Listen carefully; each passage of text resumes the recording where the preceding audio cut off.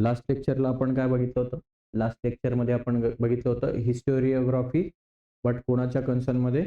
Western हिस्टोरियन्सच्या कन्सर्नमध्ये आपण history बघितली होती. आता आपल्याला आज बघायचं काय? हिस्टोरिओग्राफी इंडियन ट्रेडिशन, भारताच्या नुसार, भारताच्या संकल्पानुसार आपल्याला जायचं. ठीक आहे, चला मग याच्यामध्ये काय येतं रे? सगळ्यात पहिले म्हणजे हिस्टोरिओग्राफी म्हणजे काय? हिस्टोरिओग्राफी म्हणजे काय? Writing of critical historical narrative. जे क्रिटिकल हिस्टोरिकल नॅरेटिव्ह आहेत, म्हणजे ऐतिहासिक ज्या गोष्टी घडलेल्या आहेत, या गोष्टी लिहिण्याची जी परंपरा आहे. ओके, मग आपण बघितलं होतं गेल्या चॅप्टरमध्ये की ते कसं चिकित्सक पद्धतीने लिहायचं आहे. वेगवेगळ्या हिस्टोरियन्सने वेगवेगळी माहिती मांडलेली आहे की कशा पद्धतीने ते लिहायचं आहे आपल्याला. ओके, सो ती जी हिस्ट्री आहे, आपण हिस्ट्री जी आहे आपण वेगवेगळ्या ॲस्पेक्ट्सने लिहितो, बरोबर आहे की नाही? तर त्याचा चिकित्सक अभ्यास झाला पाहिजे, त्याच्यानंतर त्याची व्यवस्थित इन्फॉर्मेशन घेतली पाहिजे. जे काही डाटा तुम्ही त्याच्यासाठी यूज करणार आहात ते पुरावे योग्य असले पाहिजेत. कोणत्याही प्रकारचा फेक नॅरेटिव्ह तुम्ही त्यामध्ये दाखवायचा नाही. फेक म्हणजे काय? चुकीच्या गोष्टी तुम्ही इतिहासामध्ये लिहायच्या नाही. ज्या गोष्टी आहेत त्याच गोष्टी लिहायच्या आहेत. या प्रकारची जी रायटिंग आहे, या प्रकारचं जे लिखाण आहे, त्या लिखाणाला आपण काय म्हणतो? हिस्टोरिओग्राफी, इतिहास लेखन असं म्हणतो. ओके, तर या चॅप्टरमध्ये आपल्याला इतिहास बघायचा आहे, हिस्ट्री. तो पण कोणता? आपल्या भारताचा बघायचा आहे इतिहास. सो जनरली भारताची जी हिस्ट्री किंवा जी हिस्ट्री आहे ही डिवायडेड केलेली आहे किती पार्ट्समध्ये? 3 पार्ट्समध्ये. किती पार्ट्समध्ये डिवायडेड आहे? 3 पार्ट्समध्ये. फर्स्ट पार्ट काय तुमची? एन्शियंट हिस्ट्री, सेकंड आहे मेडिव्हल हिस्ट्री आणि थर्ड आहे मॉडर्न हिस्ट्री. जर मराठीमध्ये याचा विचार केला तर प्राचीन इतिहास, मध्ययुगीन इतिहास आणि आधुनिक इतिहास, अशा 3 इतिहासामध्ये काय केला जातो? आपला इतिहास डिवायडेड होतो. ओके, सो तिन्ही इतिहासाच्या आपण टाइमलाईन बघूया की कोणता इतिहास कुठून स्टार्ट झालाय, कुठपर्यंत आहे, मध्यकालीन इतिहास कुठून कुठपर्यंत आहे आणि मॉडर्न इतिहास कुठून कुठपर्यंत आहे. भारताच्या कन्सर्नमध्ये आपल्याला ह्या तिन्ही गोष्टी बघायच्या. सो जर एन्शियंटचा विचार केला तर आपण, तर एन्शियंट म्हणजे प्राचीन इतिहास कुठून चालू होतो? पार डायनोसॉर्स पासून जर आपण सुरुवात केली तर डायनोसॉर पासून तो इतिहास चालू होतो, बरोबर? त्याच्यानंतर माणसाचा इतिहास आहे, त्याच्यामध्ये आपली कशी डेव्हलपमेंट होत गेली, त्याच्यामध्ये स्टोन एज बघितलं होतं आपण, त्याच्यानंतर मेटल एज बघितलं होतं, हळूहळू बरेचसे एजेस आपण बघितले होते. सो प्री हिस्ट्री पासून तर 700 सीई पर्यंतचं, 700 पर्यंतचा जो काळखंड आहे त्याला आपण काय म्हणतो? काय म्हणतो? एन्शियंट हिस्ट्री किंवा प्राचीन इतिहास असं म्हणतो. आता एक गोष्ट तुम्हाला इथे समजून घेणे योग्य आहे. सगळ्यात महत्वाचं म्हणजे एक सेंट्रल लाईन आहे, that is nothing but the zero. आता आपण कोणत्या याच्यामध्ये आहोत? आपण आहोत 2025 मध्ये. आपलं इयर कोणतं आहे? 2025. हा जो झिरो इयर आहे हा येशू ख्रिस्ताचा जन्म समजला जातो. कोणाचा? येशू ख्रिस्त. ओके, येशू ख्रिस्त. ओके, याचा जन्म समजला जातो झिरोचा. याच्या अगोदरचा जो काळखंड आहे, याच्या अगोदरचा काळखंड हा बिफोर क्राइस्ट एरा असं समजलं जातो. काय? Before Christ era. आणि हा काय? त्याच्या नंतरचा एरा जो आहे हा इकडे समजला जातो. मग आता आपण काउंटिंग कसं करत येतो रे? सपोज इकडे 3000 आहे, तर अगोदर 3000 येतं, नंतर 2000 पिरियड येईल, नंतर असं करत करत करत इथे 100 करत करत करत मग इथे 0. मग 0 पासून परत 1 year, first year, second year, third year करत करत 100. ओके, त्याच्यानंतर 200, नंतर 300, 400, 500, 600. आता आपण कोणत्या सेंचुरीमध्ये आहोत? 21st century. कोणत्या सेंचुरीमध्ये आहोत? 21st सेंचुरी मधले आपले पहिले 25 इयर्स गेलेले जवळजवळ. ओके, कळतंय तुम्हाला? सो अशा पद्धतीने ही काय होते?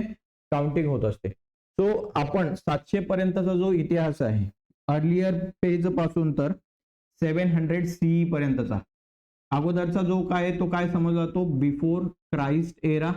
आणि नंतरचा जो आहे तो क्राइस्ट एरा असं समजलं जातो किंवा ख्रिश्चन एरा असं समजलं जातं.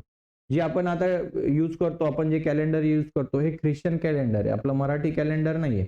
ओके, सो समजतंय तुम्हाला? सो इथून तर कुठपर्यंत रे? या 700 सीई पर्यंत. याच्यामध्ये 0 पण येतो, याच्या अगोदरचा सगळा पिरियड येतो. तर 700 पासून पुढे जर आपण विचार केला तर 1857 पर्यंतचा 1857 पर्यंतचा जो पिरियड आहे हा पिरियड आपण काय समजतो तर मेडिवल हिस्ट्रीचा पिरियड समजतो आणि इथून पुढचा जो पिरियड आहे हा मॉडर्न हिस्ट्रीमध्ये काउंट होतो. कशामध्ये? मॉडर्न हिस्ट्रीमध्ये. राहील लक्षामध्ये? ठीक आहे. तर याच्यामध्ये काय बघितले की beginning of the earlier culture कसं डेव्हलप होत गेलं, माणूस कसा डेव्हलप होत गेला, माणूस काहीच माहित नव्हतं माणसाला कसं जगायचं काय राहायचं, कॉलनिझम काही असते ते काही माहिती नव्हतं. बरोबर. हळूहळू माणूस निसर्गामधलं ऑब्झर्वेशन करत काय गेला, शिकत गेला की काय करायला पाहिजे. मग शेतीचा शोध लागला. बरोबर. मग ऍग्रिकल्चर करायला लागला. शेती करायला लागल्यामुळे माणूस अगोदर अन्नाच्या शोधासाठी इकडे तिकडे भटकायचा आणि भटकत असल्यामुळे तो एका ठिकाणी स्थायिक राहत नव्हता. राहत होता एका ठिकाणी नाही. मग आता तो काय करायला लागला, शेती करायला लागला. त्याला म्हणजे पहिली ही गोष्ट कोणाच्या लक्षात आली, स्त्रियांच्या गोष्ट लक्षात आली, ही जे घरी राहतात. ओके. आणि मग काय झालं की सीड्स जमिनीवर पडले, बिया जमिनीवर पडल्या आणि त्याच्यामधनं धान्य उगवलं. त्याच पिकाला काय लागलं, धान्य लागलं हे त्यांच्या लक्षात आलं आणि अशा प्रकारे शेतीचा जन्म झाला, ऍग्रिकल्चरचा जन्म झाला.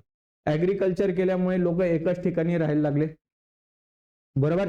आणि मग त्यांना एकमेकांच्या साथीची गरज जाणवायला लागली की आपण सगळ्यांनी काय करायला पाहिजे, एकत्र राहायला पाहिजे. आणि अशा पद्धतीने गाव निर्माण झालं. गाव निर्माण झालं, कल्चर निर्माण झालं, म्हणजेच सिव्हिलायझेशन निर्माण झालं.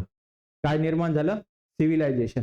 आणि अशा पद्धतीच्या सिव्हिलायझेशनचं वसाहतीकरण म्हणतात त्याला. वसाहत करून लोक राहायला लागले. गाव जसं म्हणतात त्याला, ज्याला आपण गाव म्हणतो. ओके. मग याच्यामधनं काही संस्कृतींचा उदय झाला. त्यातली पहिली संस्कृती होती हरप्पा. हडप्पा संस्कृती माहिती आहे तुम्हाला? आताच्या पाकिस्तानमध्ये ही संस्कृती सापडते. म्हणजे त्या काळामध्ये लोक त्या ठिकाणी राहत होते. सिंधू सभ्यता, सिंधू सिव्हिलायझेशन हा पण एक कन्सेप्ट आहे. याच्यानंतर हरप्पा, मग ह्याचे 3 फेज पडतात, प्री हरप्पा, मॅच्युअर हरप्पा आणि लेट हरप्पा. ओके. प्री म्हणजे काय, सगळ्यात सुरुवातीची स्टेज. नंतरची जी आहे मॅच्युअर्ड म्हणजे एकदम फ्लरिश झाली, त्यांची संस्कृती एकदम फ्लरिश झाली, उदयास आली, एकदम डेव्हलप झाली. आणि मग नंतर नंतर त्यांचा डिक्लाइन होत गेलं. डिक्लाइन म्हणजे काय, नष्ट होत गेली. हा जो पूर्ण इतिहास आहे तो हडप्पामध्ये येतो आणि हा एन्शियंट हिस्ट्रीचा भाग आहे जो आपण 7th 8th स्टँडर्ड मध्ये शिकलेलो आहोत. 6 आणि 6 मध्ये हडप्पा संस्कृती होती तुम्हाला. 7th मध्ये तुम्ही मेडिवल हिस्ट्री शिकलात. 8वीला तुम्ही मॉडर्न हिस्ट्री शिकलेला आहात. ओके. अशा पद्धतीने थोडा थोडा भाग तुम्ही शिकत आलेला आहे. त्याच्यानंतर येतो लेट वेदिक पिरियड. वेदाज शिकले होते तुम्ही, आठवतं तुम्हाला? वेद पुराण शिकले होते. 4 प्रकारचे वेद आहेत, ऋग्वेद, सामवेद, यजुर्वेद, अथर्ववेद. 4 वेद आणि आणखी बरीचशी पुराणं होती, सूक्त हे त्या ठिकाणी शिकलो. त्याच्यानंतर गौतम बुद्ध 563 BCE मध्ये तुम्हाला सापडतात, बिफोर क्राइस्ट एरा. ओके. शून्याचा अगोदरचा पिरियड आहे हा शून्याच्या अगोदरचा पिरियड आहे, येशू ख्रिस्तांच्या अगोदरचा. हा जर तुमचा 0 टाइम लाईन आहे, येशू ख्रिस्तांचा जन्म, तर याच्या पाठीमागे किती, 563 इयर्स या ठिकाणी गौतम बुद्धांचा जन्म झालेला आहे. आणि मग गौतम बुद्धांचा एक पिरियड आहे. त्याच्यानंतर मग 326 चा एरा येतो. 326 इथे इन्व्हेजन ऑफ अलेक्झांडर. ओके. अलेक्झांडरचं आक्रमण भारतावर, इन्व्हेजन्स होतं, परकीय आक्रमण भारतामध्ये यायला लागतात. ओके. त्याच्यानंतर तुम्हाला दिसेल मग हळूहळू एक एक संस्कृती आपल्याकडे उदयास आली. मौर्य एम्पायर आलं. ठीक आहे. त्याच्यामध्ये नंद डायनॅस्टी आली. मगध नावाचा एक राज्य होतं, त्याच्यामध्ये नंद आडनावे, या डायनॅस्टीज काय असतात, आडनाव असतात. ओके. हा तुम्हाला एक मी चॅप्टरशी रिलेटेड नाहीये, पण एन्शियंट हिस्ट्री काय आहे, मिडिवल काय आहे, मॉडर्न काय आहे, हे मी जरा समजून सांगतोय आणि मग तुम्हाला पूर्ण पुढचा भाग कळेल. ठीक आहे. गुप्त डायनॅस्टीज आहेत, या सगळ्या डायनॅस्टी. मग गुप्त डायनॅस्टीमध्ये तुम्हाला चंद्रगुप्त मौर्य दिसतो तुम्हाला. बरोबर. चंद्रगुप्त मौर्य म्हणजे गुप्त डायनॅस्टी. चंद्रगुप्ताने कोणाचा पराभव केला होता, धनानंद. कोणाचा, राजा धनानंद. धनानंद कोणत्या डायनॅस्टीचा होता, नंद डायनॅस्टीचा. बघा इथे दिसतंय तुम्हाला नंद डायनॅस्टी. ओके. नंद डायनॅस्टीचा पराभव करून कोण उदयास आला, चंद्रगुप्त. आणि मग गुप्त डायनॅस्टी स्टार्ट झाली. ठीक आहे.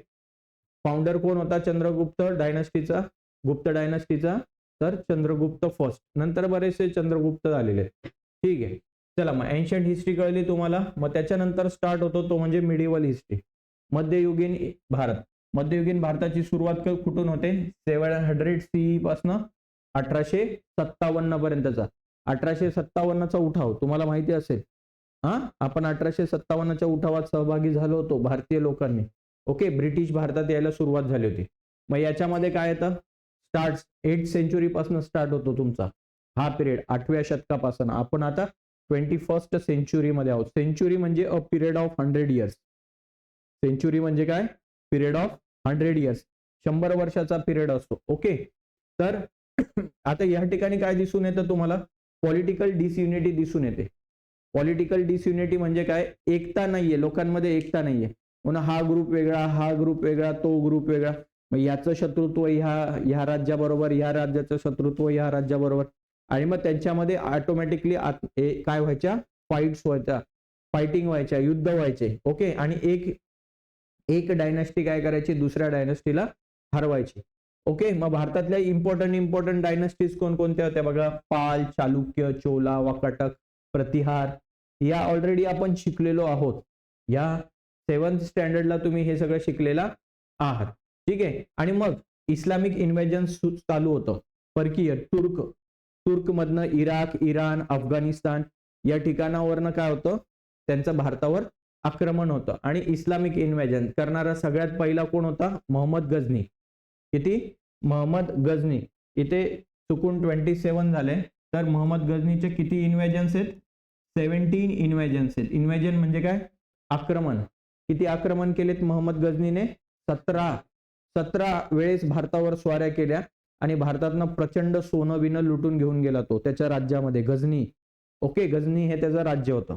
ओके, आणि मग तिथल्या याच्यासाठी तिथे जे युद्ध खेळायचे ते आजूबाजूच्या स्टेट्स बरोबर, तिथे त्यांना या पैशांचा फायदा होता. त्याच्यातलं सगळ्यात महत्वाचं आक्रमण त्याचं कोणतं होतं, एक कन्नौजचं आक्रमण, आणि दुसरं आक्रमण होतं ते आपल्या गुजरातमध्ये कोणतं टेम्पल होतं ते,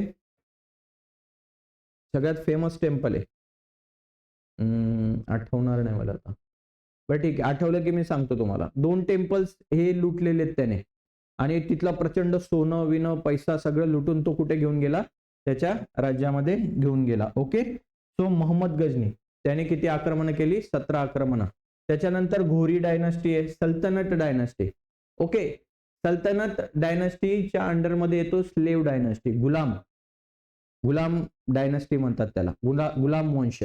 ओके, त्याच्यामध्ये येतो खिलजी, इल्तुतमिश, बलबन, रजिया सुलतान, हे सगळे त्याच्यामध्ये झालेले राजे आहेत, राज्यकर्ते, सुलतान्स आहेत हे सगळे. ओके, त्याच्यानंतर खिलजी डायनास्टी येते, आणि खिलजी डायनास्टीचा पराभव करून मुघल डायनास्टी भारतामध्ये येते. मुघल डायनास्टी, मुघल वंशामध्ये सगळ्यात महत्वाचा कोण, ज्याने मुघलांची स्थापना केली, तो बाबर.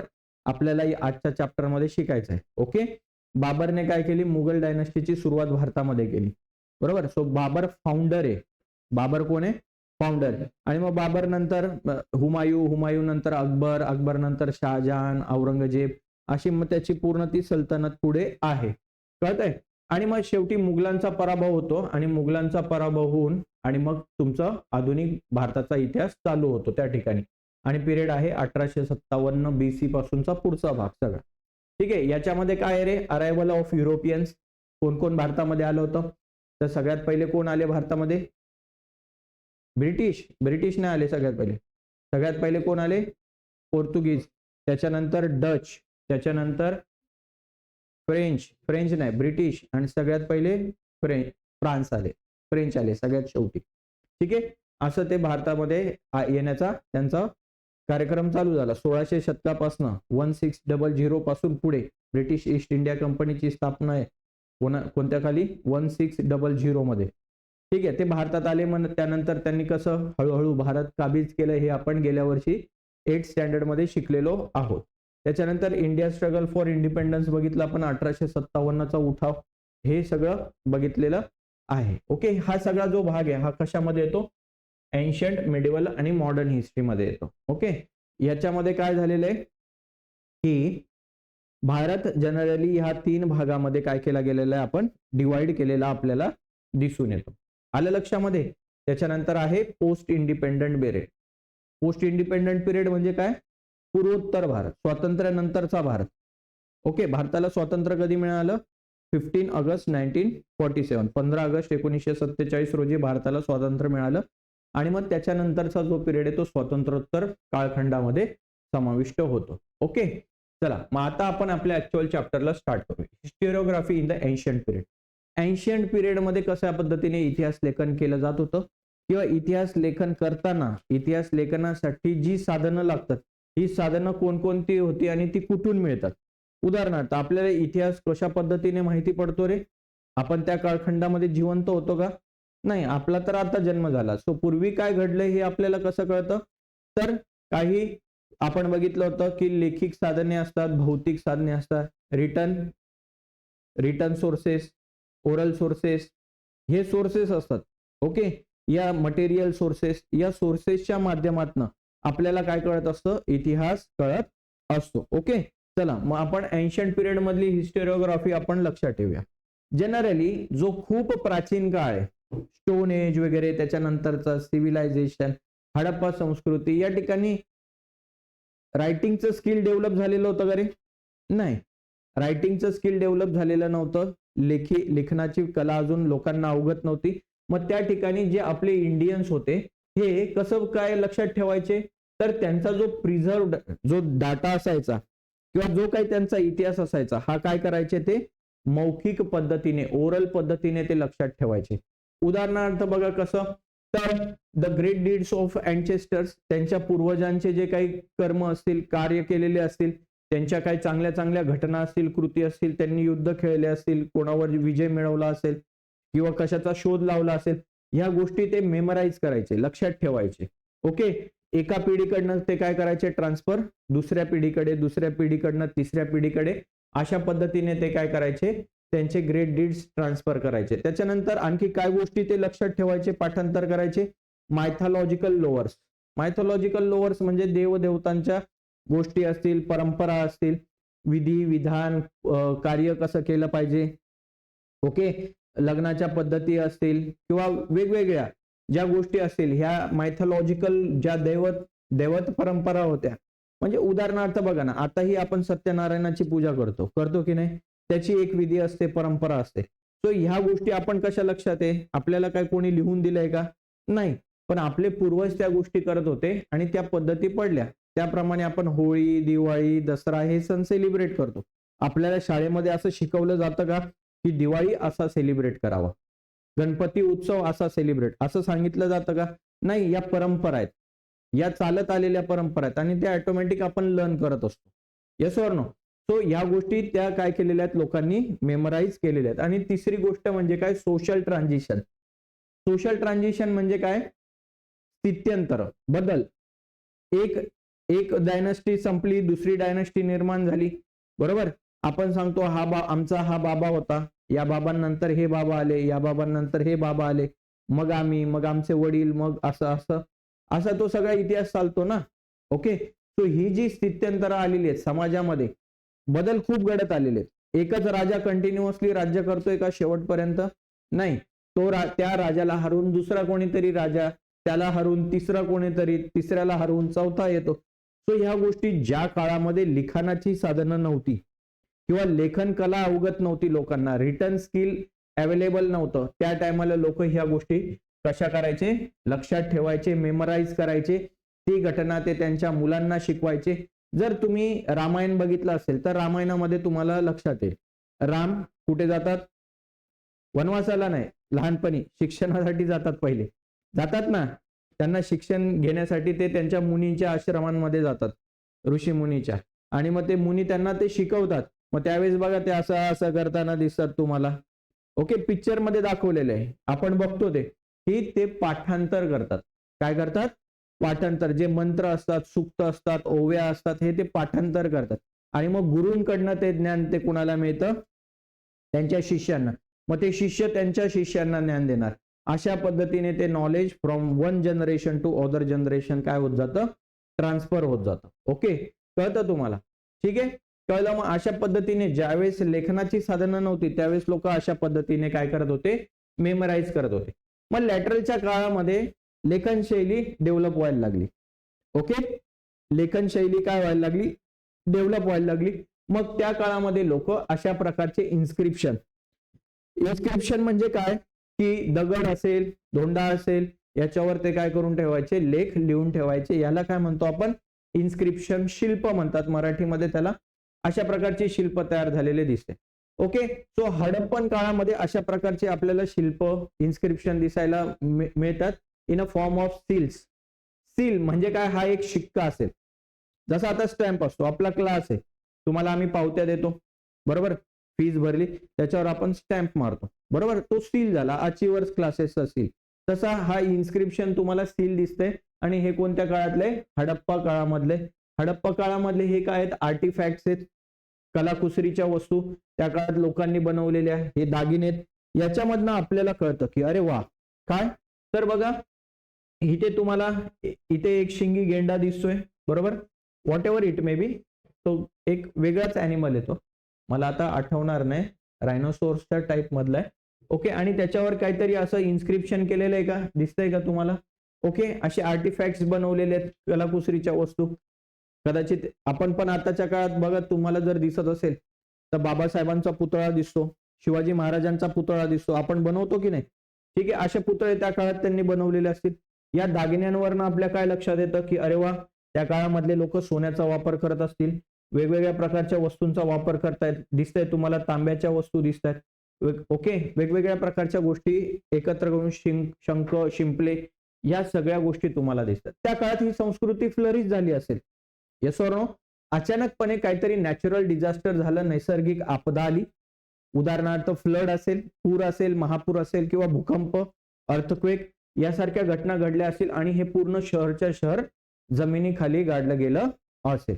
ओके, आणि मग नंतर कधीतरी आपल्या आर्यांचं घर बांधायचं काढलंय आपण, आणि आपण जमीन उत्खनन करायला लागलो, आणि ह्या वस्तू आपल्याला तिथे सापडल्या. सो त्या काळामध्ये मग कार्बन डेटिंग नावाची एक पद्धत असते माहितीये, त्याच्यामधनं आपण त्या वस्तूंचं एज फाइंड करतो. मग आपल्या लक्षात येतं की अरे हे तर हडप्पा काळातलं आहे. ठीक आहे, मग त्या काळामध्ये लेखन शैली अवेलेबल होती हे आपल्याला लक्षात येतं. आणि मग लोकांनी वेगवेगळ्या प्रकारचं काय केलेली आहे, इन्फॉर्मेशन त्या ठिकाणी कोरून ठेवलेली आपल्याला दिसून येते.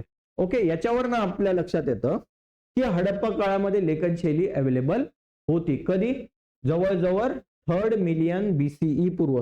3000 मिलियन म्हणजे 1000 वर्षाचा कालखंड, सहस्त्रक म्हणतात त्याला. काय म्हणतात मराठीमध्ये, सहस्त्रक म्हणजे 1000 वर्षाचा कालखंड. ओके, मिलेनियम म्हणजे काय, 1 वर्षाचा काळ. असं किती मिलेनियम, 3rd मिलेनियम मध्ये लेखन शैली अवेलेबल होती. 3000 वर्षापूर्वीची गोष्ट चालू आहे. किती, जवळजवळ 3000 वर्षापूर्वी लेखन शैली होती. हे ह्या इन्स्क्रिप्शन वरनं, आर्टिफॅक्ट्स वरनं आपल्या लक्षात येतं. ओके, आणि जरी असं असेल तरी अजूनपर्यंत हडप्पा संस्कृतीचे जे लेखन शैली आहे ही अजून आपल्याला वाचता आलेली नाहीये, म्हणजे हा ड्रॉबॅक आहे. आता बघा ना, काहीतरी लिहिलंय त्यांनी, काय ते त्यांनाच माहिती काय लिहिलेलं आहे.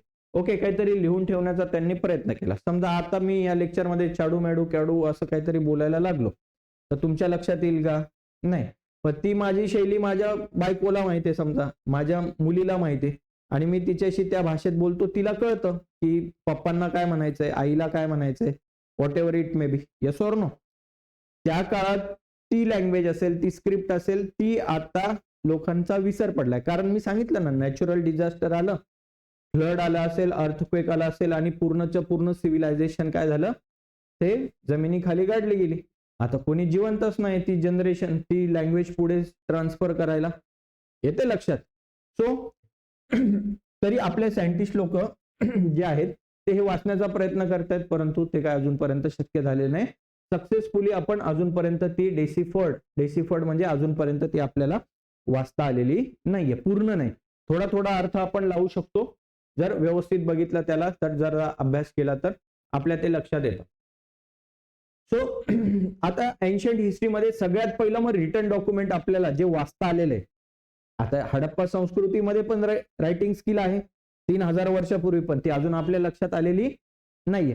मग आता सगळ्यात पहिले लक्षात आली किंवा वाचता येते किंवा आपल्याला ती नोन आहे अशी कोणती रायटिंग स्किल आहे किंवा अशी कोणती हे आहे, तर ते आपण बघूया. The earliest known written document of historical nature found in the India in the form of inscription. कोणाच्या फॉर्म मध्ये सापडलं रे ते आपल्याला, इन्स्क्रिप्शनच्याच फॉर्म मध्ये. कधी, 3rd सेंचुरी BCE मध्ये, 3rd सेंचुरी. तिसरी सेंचुरी, सेंचुरी म्हणजे काय 100, सो हे किती झालं रे 300. मग हा कोणता पिरियड आहे सर, हा मौर्य पिरियड आहे, मौर्य नाही अशोकाचा पिरियड आहे. कोणता पिरियड, सम्राट अशोक मौर्य, ओके, त्या डायनास्टी मधला, सम्राट अशोकाच्या काळामधला. तुम्हाला माहिती आहे सम्राट अशोक, ओके, एक ग्रेट पॉवरफुल असा लीडर होता. त्या काळामध्ये कलिंगा नावाचं त्याची काय होती, राजधानी होती, ओके. आणि मग तो एक फेमस वॉर लढतो, ते वॉर ऑफ कलिंगा, कलिंगाचं युद्ध. आणि त्या युद्धामध्ये मग तो काय बघतो जिंकतो, तो ते युद्ध काय होतं ते जिंकतो, पण तिथलं प्रचंड संहार बघतो आणि इतकं नाश झाला, विनाश झाला, इतकी लोक मेली आणि त्या सगळ्यांना जबाबदार कोणी, मी, असं त्याला वाटतं. आणि त्याच्यानंतर तो संन्यास घेतो. पण तो जिंकल्यानंतर तो काय करतो, स्वतःच्या नावाचं काय करतो, रॉक्सवर, नॅचरल रॉक्सवर, स्टोन पिलर्सवर काय करतो, एडिक्स लिहितो. एडिक्स म्हणजे काय, लिहून ठेवणे, की सम्राट अशोक असं असं युद्ध झालं, युद्धात इतके इतके अमुक अमुक झालं, टमुक टमुक झालं, आणि विजय कोणाचा झाला तर सम्राट अशोकाचा. आणि सम्राटचा अर्थ काय त्या काळामध्ये, सम्राट म्हणजे काय तर पूर्ण भारताचा, हिंदुस्थानाचा किंग, त्याला काय म्हणतात सम्राट. मग बघा हे असे पिलर्स आहेत आणि या पिलर्सवर त्याने काय करून ठेवले, सगळं कोरून ठेवलेले. अशा प्रकारचं तुम्हाला स्तूप पण बघायला मिळतात, सम्राट अशोकाचे स्तूप. त्याच्यावरनं बघा तो लॉयनचा जो सिम्बॉल आहे, जो तुम्ही जर कॅप बघितली पोलिसांची कॅप, तर तिथे एम्ब्लम असतो, सिंह. किती सिंह असतात फ्रंटला, 3 दिसतात, एक समोर, एक इकडे बघतो, एक इकडे बघतो, एक बॅक साईडला आहे. सो हा एम्ब्लम पण आपण हा कुठून घेतलाय, या स्तूप वरनच घेतलेला, जो कोणाचा आहे, सांची येथील स्तूप येतो, सांची या ठिकाणचा, ओके. पण तो कोणाचा आहे, सम्राट अशोकाच्या काळामधला आहे, ओके. सो इथे ह्या आर्टिफॅक्ट्स वरनं, इन्स्क्रिप्शन्स वरनं आपल्या असं लक्षात येतं की हे इन्स्क्रिप्शन्स आपल्याला वाचता आलेले आहेत. हे जे इन्स्क्रिप्शन्स आहेत हे वाचता आलेले आहेत आपल्याला. समजतंय तुम्हाला? आता फर्स्ट सेंचुरी सीई मध्ये inscription begins to occur on. आता आतापर्यंतचे इन्स्क्रिप्शन्स आपण कशावर बघत होतो, पिलर्सवर, दगडी पिलर्स तयार केलेले होते, दगडांवर लिहून ठेवलेलं होतं. आता हा तो पिरियड कोणता होता, तो कोणता 300, हा कोणतं शतक चालू होतं, 300 सीई. आता आपण थोडस अजून पुढे आलो, कुठे, फर्स्ट सेंचुरीमध्ये.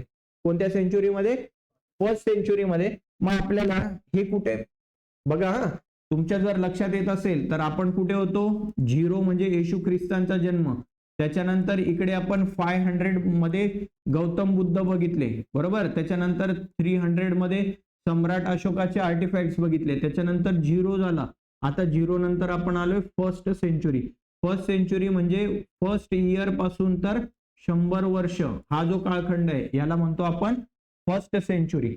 मग सेकंड सेंचुरी कधी चालू होईल, 101 पासून ते 200 पर्यंत तुमची सेकंड सेंचुरी. येते लक्षामध्ये. तो आता आपण कुठे आहोत, या फर्स्ट सेंचुरी मध्ये. म्हणजे बरेचसे वर्ष निघून गेले, हे 300 इयर्स आणि हे 100 इयर, म्हणजे हे किती काळखंड आहे, 400 इयर्सचा. डेव्हलपमेंट झाली का त्या दरम्यान, येस सर, काहीतरी डेव्हलपमेंट झाली. आणि मग आता जे इन्स्क्रिप्शन्स आहेत हे आपल्याला कशावर सापडतात, कॉइन्सवर. कशावर, कॉइन्सवर, मेटल इमेजेसवर, sculptures and on the copper plates. Coins म्हणजे काय, नाणी, नाण्यांवर आता छापून मुद्रा यायला लागल्या. त्याच्यानंतर मेटल इमेजेस, मेटल म्हणजे काय, metal, do you know metal, metal म्हणजे धातू, धातूच्या इमेजेस तयार केल्या गेल्या, बरोबर. स्कल्पचर्स आणि कॉपर प्लेट्स. त्यातली एक कॉपर प्लेट, कॉपर प्लेट म्हणजे काय, ताम्रपट, मराठीमध्ये त्याला ताम्रपट म्हणतात. ताम्र मीन्स तांबे, पट म्हणजे एक प्लेट, ओके, तांब्याची प्लेट. आणि त्याच्यावर मग काहीतरी कोरीव काम केलेलं आहे, जेणेकरून ती इन्फॉर्मेशन लॉंग टाइम टिकून राहायला पाहिजे, ओके. जसं आता तुम्ही लिहिण्यासाठी नोटबुक्स यूज करतात, पेन यूज करतात, त्या काळामध्ये तो अजून पेजचा शोध लागलेला नव्हता, पानांचा शोध लागलेला नव्हता, बरोबर. आणि मग त्याच्यामुळे ते लोक काय करायचे रे, झाडाची पाला असेल त्याच्यावर लिहून ठेवायचे, जे लॉंग टाइम टिकणार आहेत असे, किंवा आणखी ताम्रपट, वन ऑफ द एक्झाम्पल. आणि सगळ्यात बेस्ट तर दगड, दगडावर कोरून ठेवायचे. ज्या गोष्टी दिसतात ते त्यांच्या आकृत्या काढून ठेवायचे, ओके. समजतंय तुम्हाला, ओके. सो ताम्रपट मध्ये एक ताम्रपट आपल्याला बघायचं, that is nothing but the Sohgaura. Okay. या ठिकाणी सापडलेली जी कॉपर प्लेट आहे त्याचा पण आपल्याला थोडासा अभ्यास करायचा, दिलेले आहे तुम्हाला टेक्स्टबुक मध्ये. मग याच्यावरनं काय हिस्टोरिकल इन्फॉर्मेशन मिळते रे? कशावरनं सर? कशावरनं हिस्टोरिकल इन्फॉर्मेशन? कॉइल्स आपण जे बघितले, स्कल्पचर्स जे आपण बघितले, त्याच्यानंतर मेटल इमेजेस बघितल्या, आणि आता कॉपर प्लेट्स बघितल्या. ह्या चारींमधनं फर्स्ट सेंचुरी मधनं आपल्याला काय इन्फॉर्मेशन मिळते? तर सगळ्यात पहिली इन्फॉर्मेशन मिळते तर dates of the various kings. वेगवेगळ्या किंग्सचे, वेगवेगळ्या राजांच्या डेट्स मिळतात. उदाहरणार्थ जर आपण मध्ययुगीन भारताचा इतिहास घेतला तर बाबर 1500व्या शतकामध्ये भारतामध्ये आला. बाबर नंतर त्याचा मुलगा हुमायूं, हुमायूं नंतर त्याचा मुलगा अकबर, अकबरानंतर जहांगीर, जहांगीर नंतर औरंगजेब, आहे ना हा असा काळखंड. ओके. जहांगीर नंतर कोण आहे? शहाजहान आहे, सॉरी. जहांगीर नंतर शहाजहान, शहाजहान नंतर औरंगजेब, आहे ना, ही क्रोनॉलॉजी आहे, क्रम आहे. Yes or no? येते लक्षात तुमच्या? सो यांच्या किंग्सच्या dates, dynastic genealogy. Dynastic genealogy म्हणजे काय की एक डायनेस्टी गेल्यावर दुसरी डायनेस्टी, तिच्यानंतर तिसरी डायनेस्टी. बघितलं ना आपण, पाल, चोलास, प्रतिहार, प्रतिहार गुज्ज, त्याच्यानंतर मग अगोदरच्या बघितल्या आपण मौर्य डायनेस्टी. नंद डायनेस्टीचा राजा धनानंद मेला, त्याला मारलं कोणी? चंद्रगुप्तने, आणि मग चंद्रगुप्त राजा बनला. बरोबर. मग चंद्रगुप्त राजा बनल्यानंतर मग कोणती डायनेस्टी? गुप्त डायनेस्टी चालू झाली. ओके. हा काळखंड आहे ना, जिनिओलॉजीज आहेत, क्रम आहे. हा क्रम पण आपल्याला कशाच्या याच्या माहितीने लक्षात येतो, या कॉइन्सच्या, स्कल्पचर्सच्या, त्याच्यानंतर ताम्रपट, याच्या पद्धतीने याच्यातनं ह्या इन्फॉर्मेशन आपल्याला मिळतात. कोणाचा टेरिटोरियल एक्सटेंड किती आहे? विस्तार. टेरिटोरियल एक्सटेंड म्हणजे काय? विस्तार. राज्याचा विस्तार कोणाचा कुठपर्यंत आहे हे त्याच्यामधनं आपल्याला लक्षात येतं. Administration of various empires and the kingdoms. कोणत्या राजाचं कोणतं कसं ऍडमिनिस्ट्रेशन आहे, राज्यकारभार कसा चालतोय, तिथली प्रजा कशी आहे, सुखी आहे का, आनंदी आहे की नाही, त्यांना खायला काय, प्यायला काय, तिथली आर्थिक व्यवस्था कशी आहे, तिथली शेती काय आहे, शेती कशा पद्धतीने चालते, सामाजिक कल्चर कसं आहे तिथलं. बरोबर. ह्या सगळ्या गोष्टी आपल्याला याच्या माध्यमातून माहिती पडतात. Important political events. आता पॉलिटिकल इव्हेंट्स म्हणजे त्या काळामध्ये काय पॉलिटिकल असेल रे इव्हेंट? सगळ्यात म्हणजे एखाद्या राजाचा जन्म होणे, एखाद्या राजाला मुलगा होणे, हा झाला पॉलिटिकल इव्हेंट. बरोबर. एखाद्या राजाचं दुसऱ्या राजाबरोबर युद्ध झालं, हा झाला पॉलिटिकल इव्हेंट. एखाद्या राजाने दुसऱ्या राजाबरोबर कॉम्प्रोमाइज केलं, बरोबर, ट्रिटी साईन केली, तह साईन केला, हा झाला पॉलिटिकल इव्हेंट. तर ह्या ज्या इम्पॉर्टंट गोष्टी आहेत ह्या कुठेतरी लिहून ठेवल्या जातात. मग त्या कशावर लिहून ठेवल्या जायच्या? स्कल्पचर्सवर लिहून ठेवल्या जायच्या. ताम्रपट होते, ओके, कॉपर प्लेट्स ज्याला आपण म्हणतो, त्याच्यावर ते लिहून ठेवायचे. मग पुन्हा एकदा काय झालं रे, आणखी काय गोष्टी आहेत? सोशल ऑर्गनायझेशन, क्लायमेट, फेमाइन्स, दुष्काळ वगैरे आले, हे ते त्या गोष्टी ते सगळं ते लिहून ठेवत होते. आता तुमच्या माहितीसाठी एखादी गोष्ट सांगतो मी. आपल्याकडे कोरोना आला, ओके. आता कोरोनाला आपण पॅन्डेमिक डिसीज म्हटलं होतं, डिक्लेअर केलं होतं. पॅन्डेमिक म्हणजे साथीचा आजार, प्रचंड मोठा, की ज्याच्यामुळे काय झालं की सगळे देश बंद पडले, ठप्प झाली व्यवस्था, घरातनं बाहेर निघता येत नव्हतं. ऑनलाईन लेक्चर्स तुम्ही केले, ठीक आहे. ही सिस्टीम ऑनलाईन लेक्चर ही कोरोनाची देण आहे असं म्हणता येईल आपल्याला. पण सेम सिच्युएशन 1920 मध्ये 100 वर्ष अगोदर सुद्धा आली होती, हे सुद्धा तुम्ही न्यूज मध्ये बघितलं होतं. Yes or no? मग 1920 मध्ये असा पॅन्डेमिक आजार आला होता हे तुम्हाला कसं कळलं? तुमचा जन्म होता का तेव्हा? तुमचे आई वडील तेव्हा जिवंत होते का? तुमचे आजोबा तरी त्या काळखंडामधले आहेत का? नाही. मग तुम्हाला कसं कळलं? तर ती इन्फॉर्मेशन कोणीतरी कुठेतरी लिहून ठेवलेली असेल, आणि सो दॅट आपल्याला माहिती पडतं की त्या काळामध्ये सुद्धा अशा घटना घडलेल्या आहेत. ओके, कळतंय तुम्हाला? सो ह्या सगळ्या इन्फॉर्मेशन्स लिहिण्याचं साधन होतं, आणि ही सगळी इन्फॉर्मेशन आपल्याला कुठे मिळते? फर्स्ट सेंचुरी मध्ये मिळते. समजलं? Yes or no? चला मग आता एन्शियंट लिटरेचर बघूया. एन्शियंट काळामध्ये कोणी कोणी कोणती कोणती ग्रंथ संपदा होती? तर सगळ्यात पहिले 2 इम्पॉर्टंट इपिक्स सगळ्यात महत्वाचे जे आपल्याला माहिती आहेत, कोणकोणते? एक आहे रामायण आणि दुसरं आहे महाभारत. ओके. आता रामायण बद्दल सांगायची काही गरज आहे तुम्हाला? ओके. माहिती आहे ना सगळं रामायणाबद्दल. महाभारताबद्दल पण माहिती आहे की 5 पांडव आहेत आणि तिकडे 100 कौरव आहेत आणि त्यांच्यामध्ये झालेली बॅटल. ओके, त्याच्या अगोदरचा पण बराचसा इतिहास आहे राजा शंतनू पासून. कुठून? राजा शंतनू, मग त्याचे 2 मुलं होतात, दोन्ही मुलं वारतात, मग त्याच्यानंतर दोन मुलं मेल्यानंतर त्यांचं लग्न झालेलं असतं. बराचसा इतिहास मी तुम्हाला सांगितलेला आहे शंतनूचा नंतर. मग तिसरी पिढी असते ती कोणाची? राजा पांडू आणि धृतराष्ट्र. ओके, मग धृतराष्ट्राला होतात 100 मुलं, दॅट इज कौरव, आणि पांडू नावाचा जो राजा आहे त्याला 5 मुलं होतात आणि त्यांचं नाव पांडव आहे. ओके, आणि मग त्यांच्यामध्ये जो सगळा इतिहास घडतो त्याला महाभारत म्हणतात. हे तुम्ही सगळं बघितलेलं आहे. ठीक आहे, तो सगळ्यात महत्वाचा रामायण आणि महाभारत. आता कीप अपार्ट फ्रॉम ऑल दिस, या सगळ्या गोष्टी सोडा की या राजाने त्या राजाबरोबर युद्ध झालं, पांडवांचं कौरवांबरोबर युद्ध झालं कुरुक्षेत्र या ठिकाणी, आणि सगळं रामायण महाभारत घडलं. याच्या व्यतिरिक्त आणखी इन्फॉर्मेशन मेजरली आपल्याला काय मिळते की त्या काळामधली सामाजिक परिस्थिती कशी होती, सोशल सिस्टीम कशी होती रे सर? पितृप्रधान संस्कृती होती. पितृप्रधान म्हणजे काय? पॅट्रिआर्कियल म्हणतात त्याला इंग्रजीमध्ये, पॅट्रिआर्कियल. बरोबर? काय पितृप्रधान संस्कृती म्हणजे काय रे? की वडिलांनी जे सांगितलं त्या आज्ञेचं पालन करणे. आताच्या काळात जर तुम्हाला 14 वर्षाचा वनवास तुमच्या वडिलांनी दिला तर तुम्ही असं सहज बोलायला चुकणार नाहीत की पप्पा मी तुम्हाला ओळखत नाही. बरोबर? पण राजा दशरथाची कोणत्याही प्रकारची इच्छा नसतानाही राम वनवासाला गेले. 14 वर्ष वनवास केला. इच्छा होती का वडिलांची? नव्हती. फक्त आई कैकेयीने सांगितलं होतं की मला तुम्ही एक इच्छा वर दिलेलं आहे आणि त्या वरचं तुम्ही आता पालन करा. माझा मुलगा भरतला राजा बनवा आणि राम 14 वर्षासाठी वनवास जाईल, जेणेकरून त्या 14 वर्षामध्ये तो काही कटकारस्थान करणार नाही राम, आणि माझ्या मुलाला त्रास होणार नाही. हे आई कैकेयीच्या मनामध्ये होतं.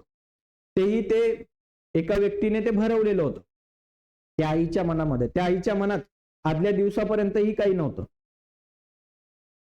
ठीक आहे, पण रामाला आईची आज्ञा कळली, वडिलांची आज्ञा कळली, असं आहे.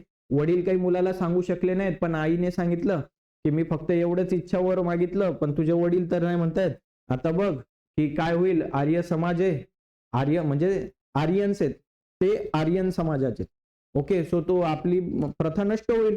वचन दिलेलं होतं तुझ्या वडिलांनी, ते मला आता जर वचन तोडलं तर मग ते त्यांच्या पूर्ण परंपरेला कलंक लागेल. मग काय होतं? राम आज्ञा फॉलो करतो. पॅट्रिआर्कियल, पितृप्रधान संस्कृती. सेम संस्कृती तुम्हाला महाभारतात पण बघायला मिळते. बरोबर? वचनमध्ये बांधला गेलेला आपला राजा, काय नाव त्यांचं? भीष्म पितामह. ओके, शंतनू आणि गंगापुत्र, म्हणजे गंगेचा पुत्र असतो शंतनूचा पुत्र. खरा वारस तो असतो, म्हणजे होण्यायोग्य असतो, परंतु तेही प्रतिज्ञा घेतात की मी आयुष्यभर लग्न करणार नाही आणि या पूर्ण वंशाचा मी सांभाळ करेल, आणि त्याप्रमाणे त्या वचनाचं पालन करतात ते भीष्म पितामह. त्यांना ही इच्छा मृत्यू असतो की माझी इच्छा जेव्हा होईल तेव्हा मी मरेल. इच्छा मृत्यूचं वरदान असतं त्यांना. त्या काळामध्ये पण मग त्यांनी आपल्या वडिलांना वचन दिलेलं आहे की मी काय करणार नाही, कधीच लग्न करणार नाही, आणि तुमची ही जी डायनॅस्टी आहे ही सांभाळून ठेवेल मी, आणि ते शेवटपर्यंत त्याच्यासाठी प्रयत्न करतात. असो, याच्यामधनं आपल्याला ते बघायला मिळतं त्या काळातली सामाजिक परिस्थिती कशी होती, शेती कशी होती. जर आपण त्या सिरियल्स बघितल्या असू तर त्या सिरियल्स मध्ये असं लक्षात येतं की त्या काळामधले जे शेतकरी वर्ग होता हा सदन होता. राजा हा एकदम डिवोशनल होता प्रजेप्रती. प्रजेच्या संरक्षणासाठी ते काम करायचे. येतंय लक्षामध्ये? त्याच्यानंतरच्या काही रिलिजियस बुक्स आपल्याला मिळतात, पुराणास, वेगवेगळ्या प्रकारचे पुराण आहेत, जैन बुद्धिस्ट टेक्स्ट आहेत, हिस्टोरिकल अकाउंट्स आहेत वेगवेगळ्या प्रकारचे. ट्रॅव्हलॉग्स म्हणजे काय? प्रवास वर्णन म्हणतात त्याला. काय म्हणतात? प्रवास वर्णन. वेगवेगळ्या प्रकारचे ट्रॅव्हलर्स भारतामध्ये त्या काळामध्ये यायचे. मग ते वेगवेगळ्या कारणांनी येत असेल, उदाहरणार्थ ते व्यापार करण्यासाठी येत असतील भारतामध्ये. मग भारतामध्ये व्यापार करण्यासाठी आले, मग भारतात काय दिसतंय, कशा पद्धतीची संस्कृती आहे भारतामध्ये, तर याच्या सगळ्यांचं ते वर्णन काय करायचे, लिहून ठेवायचे. येतंय लक्षामध्ये तुमच्या? तो या सगळ्या गोष्टींमधनं तुम्हाला काय मिळतं, काय मिळतं रे, एन्शंट काळामध्ये कशा पद्धतीने राज्यकारभार होता, कशा पद्धतीची पद्धती होती, हे आपल्याला त्या ठिकाणी लक्षात येतं. राहील लक्षामध्ये? तो प्रश्न विचारला जाऊ शकतो की इम्पॉर्टंट इपिक्स कोणकोणते आहेत आणि मायथॉलॉजिकल बुक्स, मायथॉलॉजिकल नाही सॉरी रिलिजियस बुक्स कोणकोणते. तो रामायण महाभारत. आणि रिलिजियस म्हणजे काय, धार्मिक पुस्तकं, धार्मिक ग्रंथ संपदा. धार्मिक म्हणजे धर्माच्या नावाने चालणारे पुराण, हिंदू लोकांचं, जैन लोकांचं, बुद्धिस्ट लोकांचं, ओके, आणि वेगवेगळ्या प्रकारचे ट्रॅव्हलॉग्स. राहील लक्षामध्ये? आता काही प्रकारच्या बायोग्राफीज पण होत्या ज्या राजांनी लिहून ठेवलेल्या. एखाद्या राजाला हाऊस असेल की मी एवढं चांगलं काम केलं, मग माझ्याबद्दल काहीतरी चांगलं चांगलं लिहिलं जावं, माझ्या मुलांना, त्याच्यानंतरच्या मुलांना, त्याच्या पंजांना, सगळ्यांना मी काय कर्तृत्व केलं हे माहिती पडायला पाहिजे. सो दॅट त्यांनी काय केलं, एखाद्या रायटरला हायर केलं की तू काय कर, माझा इतिहास लिहून टाक, मी काय काय चांगलं चांगलं काम केलंय किंवा काय केलंय ते लिहून टाक. ओके, मग माझा इतिहास एका परक्या व्यक्तीने लिहिला, याला म्हणतात बायोग्राफी, जीवनी. काय म्हणतात? जीवनी, बायोग्राफी. आणि तेच जर माझा इतिहास मीच स्वतः लिहिला तर त्याला म्हणतात ऑटोबायोग्राफी. काय म्हणतात? समजलं? मग अशा काही बायोग्राफीज आहेत राजांनी लिहिलेल्या आणि त्यांच्या डायनास्टीज बद्दल लिहिलेल्या, त्यांच्या वंशाबद्दल लिहिलेल्या. उदाहरणार्थ हर्षचरित नावाचं एक बायोग्राफी लिहिलेली आहे राजा हर्ष बद्दल, आणि ती कोणी लिहिलेली आहे, बाणा भट्ट यांनी. कोणी? बाणा भट्ट यांनी ही हर्षचरित नावाची काय लिहिलेली आहे, बायोग्राफी. कोणत्या सेंचुरीमध्ये? 7th सेंचुरीमध्ये. आणि ही बायोग्राफी काय सांगते रे, काय इन्फॉर्मेशन देते? It portraits the realistic picture of. Realistic म्हणजे काय, खरं खरं चित्र दाखवते. हे कशाबद्दलचं खरं चित्र आपल्याला दाखवते की त्या काळामधली सामाजिक परिस्थिती कशी होती, आर्थिक परिस्थिती कशी होती, सोशल इकॉनॉमिकल परिस्थिती त्या काळामध्ये कशी होती. मी सांगितलं ना तुम्हाला, रामायण आणि महाभारत मध्ये आपण बघतो, रामायणामध्ये दिसतो की प्रजा खूप क्युरियस असते आपल्या राजाबद्दल, आणि राजा खूप डिवोशनल असतो आपल्या प्रजेबद्दल. राजाला खूप प्रेम असतं आपल्या प्रजेवर, आणि त्या प्रजेच्या कल्याणासाठी तो राजा काम करत असतो. आता सारखी परिस्थिती नाहीये तेव्हा. समजतंय तुम्हाला? सो याच्यावरनं आपल्याला कळतं पॉलिटिकल. तुम्ही बघा बरेचशा त्या मायथॉलॉजिकल ज्या सिरियल्स असतात त्याच्यामध्ये तुम्ही बघितलं असेल की राजा इंद्र नाराज झाला, पाऊस पडला नाही म्हणून लगे ते काय करतात, विधी, होम, हवन, राजा आपल्या देवाला प्रसन्न करण्यासाठी. Yes or no?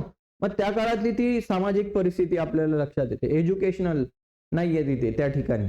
त्यांचा देवावर प्रगाढ विश्वास आहे, प्रचंड विश्वास आहे, भगवंत आहे व तोच सगळं काय करतोय. त्याच्यानंतर पॉलिटिकल म्हणजे हे जे हर्षचरित पुस्तक आहे, जे कोणी लिहिलंय, बाणा भट्ट यांनी लिहिलेलं आहे 7व्या सेंचुरीमध्ये. याच्यामधनं आपल्याला खरं खरं चित्र कशाचं दिसतं, त्या काळाची सामाजिक परिस्थिती, आर्थिक परिस्थिती, राजकीय परिस्थिती म्हणजे पॉलिटिकल, रिलिजियस म्हणजे धार्मिक परिस्थिती काय होती, त्या काळातलं कल्चर कसं होतं त्या राजांच्या टाइममध्ये. कोणता राजा रे, तर राजा हर्ष. कोणता राजा? राजा हर्ष. याच्या काळामध्ये कशा पद्धतीची परिस्थिती होती याचं सगळं वर्णन, योग्य वर्णन कोणी केले, बाणा भट्ट यांनी केलेलं आहे. कोणत्या पुस्तकमध्ये? हर्षचरित नावाच्या पुस्तकामध्ये. राहील लक्षामध्ये? ओके. आता ही ती सोहागोरा कॉपर प्लेट आहे जी तुमच्या टेक्स्टबुक मध्ये दिलेली आहे. ओके, सगळी इन्फॉर्मेशन इथे या ठिकाणी दिली आहे. ही ती ऍक्च्युअल प्लेट आहे जिची आपण एक फोटो घेतलेला आहे, तर त्याच्याबद्दल आपण इन्फॉर्मेशन घेऊया. सो सोहागोरा कॉपर प्लेट मधलं हे सोहागोरा ऍक्च्युअली आहे काय, तर सोहागोरा हे त्या ठिकाणचं नाव आहे ज्या ठिकाणी जमीन खणत असताना उत्खननामध्ये आपल्याला ही प्लेट सापडली, कॉपर प्लेट सापडली. हे त्या ठिकाणाचं नाव आहे सोहागोरा. ओके, कुठे रे हे सोहागोरा ठिकाण, तर डिस्ट्रिक्ट गोरखपूर मध्ये, आणि गोरखपूर हे कुठे, उत्तर प्रदेश मध्ये. ओके, येईल, राहील लक्षामध्ये. तर बघा आपला भारतामध्ये हे तुमचं उत्तर प्रदेश, उत्तर प्रदेश मध्ये एक ठिकाण आहे, एक डिस्ट्रिक्ट आहे, एक जिल्हा आहे त्याचं नाव काय, गोरखपूर, आणि एक गाव आहे सोहागोरा नावाचं. ठीक आहे. एक आता कोणत्या काळातली प्लेट आहे ही, तर ही मौर्यन पिरियड मधली आहे. ओके, मौर्य राजा. ठीक आहे. त्याच्यानंतर कोणत्या लँग्वेज मध्ये लिहिली आहे, ब्राह्मी लिपी मध्ये लिहिली आहे. लिपी अंडरस्टँड, तुम्हाला लिपी काय आहे हे कळतं का? ओके, अ आ इ ई ई ई उ ऊ ए ऐ ओ अम आहा ही लिपी झाली. ओके, आणि लँग्वेजेस कोणत्या आहेत, मग याच्यात सर तुम्ही मराठी पण लिहू शकतात, याचा वापर करून तुम्ही हिंदी पण लिहू शकता. सो मराठी हिंदी लँग्वेज झाली. अ आ इ ई ही काय झाली, लिपी. स्क्रिप्ट, इंग्रजीमध्ये काय लिहितात त्याला, स्क्रिप्ट. ओके, सो याच्यामध्ये 3 सिम्बॉल्स आपल्याला दिसतात या प्लेटमध्ये. किती सिम्बॉल्स दिसतात, 3. एक tree in a railings, trees दिसतात, झाडं दिसतात, बरोबर. त्याच्यानंतर माउंटन्स वगैरे पण दिसतात तुम्हाला, बघा माउंटन्स दाखवलेले. ओके, त्याच्यानंतर ग्रॅनरीज वगैरे दिसतात, असं सिम्बॉल्स. या 4 पिलर्स आहेत आणि त्या पिलरवर असं काहीतरी गोल घुमटाकार चित्र दिसतंय. तो ते कशाचं चित्र आहे, तर ते ग्रॅनरीचं चित्र आहे. कशाचं चित्र आहे, ग्रॅनरी म्हणजे काय, धान्याचे कोठार. काय, धान्याचं कोठार. आणि इथे काही इन्फॉर्मेशन लिहून ठेवली, तर ती इन्फॉर्मेशन काय, की समजा एखाद्या वेळेस फेमाईन पडला, दुष्काळ पडला, तर त्या दुष्काळाच्या काळामध्ये जनतेला, प्रजेला खाण्यासाठी अन्नधान्याची उपलब्धता करून देण्यासाठी काय केलेले, हे स्टोरेज करून ठेवलेले. काय करून ठेवलेले, स्टोरेज, साठवून ठेवलेले. हे या इन्फॉर्मेशनच्या माध्यमातून आपल्याला माहिती पडलंय. बघा इथे suggestive of the precaution taken in the times of famine. Famine म्हणजे काय, दुष्काळ. दुष्काळाच्या काळामध्ये हे अन्नधान्याची सोय व्हावी याच्यासाठी म्हणून काय केलेलं आहे, या कशाची सोय करून ठेवलेली आहे त्यांनी, ग्रॅनरीची सोय करून ठेवलेली. कळलं. मग या ठिकाणी तुमचा एन्शियंट पिरियड काय होतो, फिनिश. याच्यात काही शंका आहे,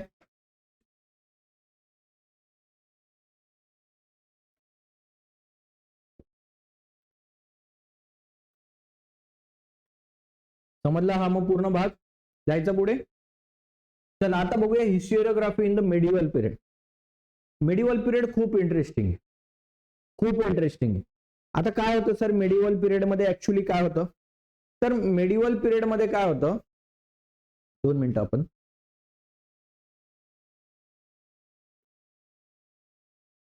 ओके, चला मग इंटरेस्टिंग आहे मेडिवल पिरियड एकदम. मेडिवल पिरियड मध्ये आपल्याला काय दिसतो, मध्ययुगीन इतिहासामध्ये आपल्याला काय दिसतं, की एक राजा दुसऱ्या राज्यावर आक्रमण करेल, दुसरा राजा तिसऱ्या राज्यावर आक्रमण करेल, दोघं एकमेकांसोबत युद्ध करत राहतील. कशासाठी, साम्राज्य विस्तारासाठी. त्यांना त्यांचं राज्य वाढवायचंय, मोठं करायचंय, आणि याच्यासाठी त्यांच्या एकमेकांमध्ये काय चालू आहे, युद्ध चालू आहे. ही ती सगळी परिस्थिती आहे. प्रथमतः सगळे भारतीय राजे एकमेकांविरुद्ध युद्ध करतायत. नंतर इस्लामिक स्टेट्सचे आपल्या देशावर इन्व्हेजन झालेलं दिसतं, आक्रमण झालेलं दिसतं. हा सगळा जो भाग आहे, त्याच्यानंतर आपला मराठा एम्पायर, हा सगळा भाग या मिडिवल पिरियड मध्ये येतो. ओके, चला मग बघू historiography in the medieval period. आता याच्यामध्ये बघा, एक तुम्हाला टेक्स्ट बुक सापडतं, एक बुक सापडतं, that is nothing but the Rajatarangini. काय नाव आहे त्याचं, राजतरंगिणी. आणि या राजतरंगिणीमध्ये काय लिहिलेलं आहे, कशाचा इतिहास लिहिलाय, तर हिस्ट्री ऑफ काश्मीर. कोणाची हिस्ट्री लिहिली आहे, आणि ते कोणी लिहिले, कल्हाना नावाच्या, Kalhan. Okay, actually it's pronounce Kalhan, but English मध्ये ते कल्हाना कल्हाना कल्हाना झालंय. ठीक आहे. सो कल्हन कोणत्या सेंचुरीमध्ये, 12th सेंचुरी. आता 12th सेंचुरी कधी चालू होईल, तर 12th सेंचुरीचा एंड असतो 1200, तर 1101 ते 1200 ही जी सेंचुरी आहे, याला काय म्हणतो आपण, 12th सेंचुरी. राईट, लक्षामध्ये. सो या 12th सेंचुरी मध्ये हे पुस्तक लिहिलं गेलेलं आहे. Is quite close to the concept of the modern historiography. याच्यामध्ये आपल्याला बरंचसं मॉडर्न हिस्टोरियोग्राफी सारखं लिहिलेलं दिसतं. हे ते पुस्तक आहे कलानाचं, राजतरंगिणी. ठीक आहे. आता एवढं सुंदर पिक्चर त्या काळात असेल का, नाही, हे आता इंट्रोड्यूस केले गेलेली पुस्तक आहेत. ओके, म्हणजे ते लिहिलेले असेल, आता नव्याने छापलेली पुस्तक आहेत. ओके, MS स्टॅलिन असं काहीतरी नाव होतं तिथे लिहिलेलं. Kalana himself says that he wrote this text after the critical examine various sources like. Kalana स्वतः म्हणतो याच्यामध्ये काय, की मी हे पुस्तक लिहिलंय पण याच्यामध्ये मी वेगवेगळ्या सोर्सेसचा उपयोग केलेला आहे. मनाने लिहिलंय का? मला सांगितलं या राजाने पुस्तक लिहि माझ्याबद्दल, मग मी त्याचं सगळं चांगलंच लिहिले असं आहे का? नाही, वेगवेगळ्या सोर्सेसचा मी अभ्यास केला. उदाहरणार्थ कोणकोणते सोर्सेस वापरले मी? इन्स्क्रिप्शन्स वापरले, कॉइन्सचा यूज केलाय, त्याच्यानंतर remains of the ancient monuments, जे एन्शियंट पुरातन काळामधले जे उरलेले आहेत मॉन्युमेंट्स त्यांचा अभ्यास केलाय, त्याच्यानंतर डायनेस्टिक वेगवेगळ्या प्रकारचे रेकॉर्ड्स बघितले मी आणि त्या काळातल्या लोकल ट्रॅडिशन या सगळ्यांचा अभ्यास केला मी आणि त्याच्यानंतर मी हे पुस्तक लिहिले आणि त्या पुस्तकाचं नाव काय? राजतरंगिणी. असा प्रश्न विचारला जातो, हु रोट राजतरंगिणी?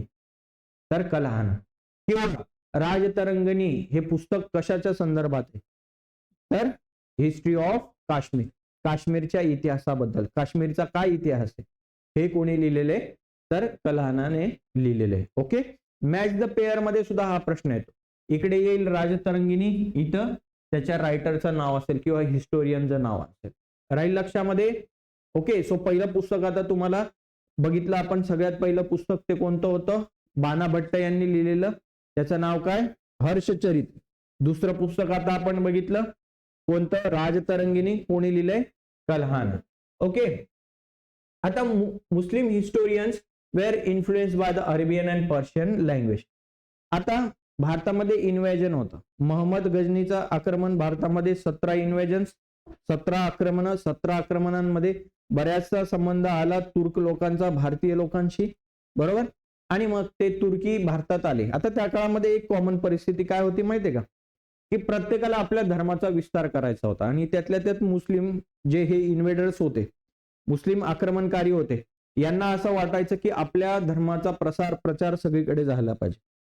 सिमिलरली जे युरोपियन्स सुद्धा भारतामध्ये आलेले दिसतात तुम्हाला नंतरच्या काळामध्ये, तर त्यांच्या पण ख्रिस्ती मिशनऱ्यांनी, मिशनरी माहिती आहे तुम्हाला, धर्माचा प्रसार करणारे ख्रिश्चन लोकांच्या, त्यांना मिशनरीज म्हणतात, त्यांनी सुद्धा बरेचशी धर्मांतरणं घडून आणली. त्याचप्रमाणे या मुस्लिम जे इन्व्हेडर्स होते, आक्रमणकारी होते, यांनी सुद्धा बहुतांश भारतीय लोकांचं काय केलंय? धर्मांतर घडून आणले. अगोदर ते कोण होते? हिंदू. असं तलवार ठेवायचे की काय पाहिजे तुला? मृत्यू पाहिजे का धर्म बदलतो? मग जनरली लोक काय म्हणायचे? कशाला मारायचे? मुस्लिम तर मुस्लिम, मग मुस्लिम असं. तर अशा प्रकारची धर्मांतरणं घडून आणली त्या काळामध्ये या बऱ्याचशा इन्व्हेडर्सने. आणि हे जे मुस्लिम राज्यकर्ते होते यांच्यामध्ये कोणत्या भाषेचा प्रभाव होता रे सगळ्यात जास्त? तर पार्शियन आणि अरेबिक लँग्वेजचा काय होता? प्रभाव होता. प्रभाव काय होता? प्रभाव. आता यामध्ये एक रायटर आहे ज्याचं नाव काय? जियाउद्दीन बरुनी. ओके, कोणी बरुनी म्हणतं, कोणी बर्नी म्हणतं, whatever it may be. So actually बर्नीच प्रोनाउन्सिएशन आहे, जियाउद्दीन बर्नी. ओके, सो काय म्हणतो रे हा? बघूया. तर त्याने एक पुस्तक लिहिले, तारीखे फिरोजशाही. कोणतं नाव आहे त्याचं? आता या मोस्ट ऑफ द मी म्हटलं ना की कोणत्या लँग्वेज मध्ये? अरेबिक लँग्वेज आहे. ही कोणती लँग्वेज आहे? अरेबिक लँग्वेज आहे. आणि एक पहिलं तुम्हाला माहिती आहे गाण्यांमध्ये बऱ्याचदा अरेबिक गाण्यांचा यूज केला जातो. आता मी म्हटलं असतं पण आपला व्हिडिओ चालू आहे, नाही तर मी तुम्हाला गाणं म्हणून दाखवलं असतं. ते अरेबिक गाणं लेक्चर संपल्यावर मला आठवण द्या, मी तुम्हाला ते गाण्याची आठवण करून देईल. आणि त्या गाण्याने जवळजवळ भारतामध्ये पहिल्यांदा अरेबिक लँग्वेज सगळ्यांची तोंडीपाठ झाली असं म्हणता येईल. ते गाण्यापुरती का होईना, पूर्ण अरेबिक लँग्वेज नाही पण त्या गाण्यापुरती का होईना. तर या बर्नीने कोणतं पुस्तक लिहिले? तारीखे फिरोजशाही, बरोबर. हे has stated the purpose of historiography. या पुस्तकामध्ये त्याने सांगितलं की का हिस्टोरिओग्राफी, इतिहास लेखन का महत्वाचं आहे हे त्याने सांगितलं. त्याचा उद्देश सांगितला. काय?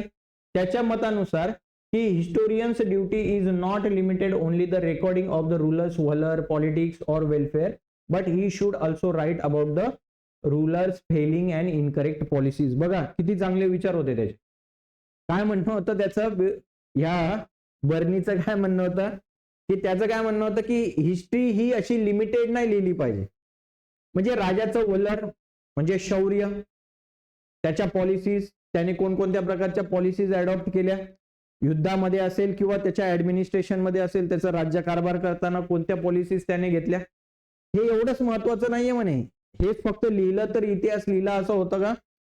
तर नाही. काय करायला पाहिजे, त्या राजाचे काही फेलिंग्स पण असतील, काही चुकीचे धोरणं असतील, पॉलिसीज म्हणजे काय धोरण, चुकीच्या पॉलिसीज अडॉप्ट केल्या असतील, युद्ध करताना काहीतरी चूक झाली असेल किंवा त्याने काही चुकीचे निर्णय घेतले असतील, त्याचे काही शॉर्टफॉल्स असतील, त्याच्या काही वाईट गोष्टी असतील, त्याला वाईट सवयी असतील वगैरे वगैरे, तर त्या सुद्धा काय केल्या पाहिजेत आपण इतिहासामध्ये, इतिहास लेखनामध्ये घेतल्या पाहिजेत. असे चांगले विचार कोणाचे होते? जियाउद्दीन बर्नीचे. आणि त्याने कोणतं पुस्तक लिहिलंय? तारिके फिरुजशाही. राहील लक्षामध्ये? येस. बघा ते पुस्तकाचं चित्र दिलेलं आहे तुम्हाला. So Bernie's future says that a historian should also take into consideration the impact of the teachings of wise. आणखी त्याचं काय म्हणणं होतं की इतिहासामध्ये, इतिहास लेखन करताना आणखी कोणत्या गोष्टींचा समावेश केला पाहिजे? तर teachings of wise persons, learn persons आणि संत यांचा सुद्धा तुम्ही काय करायला पाहिजे? समावेश करायला पाहिजे. त्यांच्याबद्दल सुद्धा लिहिला पाहिजेत किंवा त्यांच्या ज्या टीचिंग्स आहेत, त्यांचे जे थॉट्स आहेत, हे सुद्धा तुम्ही लिहिलं पाहिजे. तेव्हा जाऊन तर कळेल की त्या इतिहासामधल्या लोकांच्या विचारसरणीच कशा होत्या. Yes or no? आता बरेचसे सुफी संत या काळामध्ये होऊन गेलेले आहेत. हा, मोहम्मद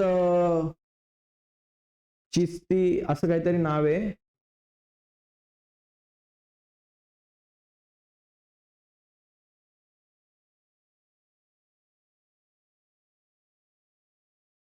ओके, कळलं मग? बर्नीचं काय म्हणणं होतं की फक्त किंग्स यांचीच माहिती लिहिण्याची गरज नाही किंवा त्यांचं फेल्युअरच लिहायची गरज नाही. याच्या व्यतिरिक्त आणखी पण इन्फॉर्मेशन आपण लिहू शकतो. आणि ती काय? तर teachings of the wise man, म्हणजे हुशार लोक जे आहेत, विचारवंत आहेत, त्यांचं पण त्यांनी जे लिहिलेलं आहे ते लिहा, त्याची इन्फॉर्मेशन द्या. त्याच्यानंतर संत, सुफी संत लोकांची माहिती द्या, त्या काळातलं कल्चरल लाईफ कसं होतं त्याच्याबद्दलची इन्फॉर्मेशन, ही सगळं द्या. ओके.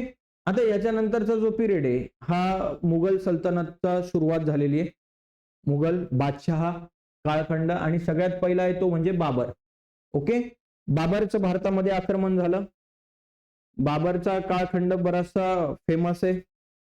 बाबर असं म्हटलं जातं बाबर बद्दल की बाबर लडखड़ाते लडखड़ाते हुए पैदा हुआ और लडखड़ाते लडखड़ाते ही मर गया.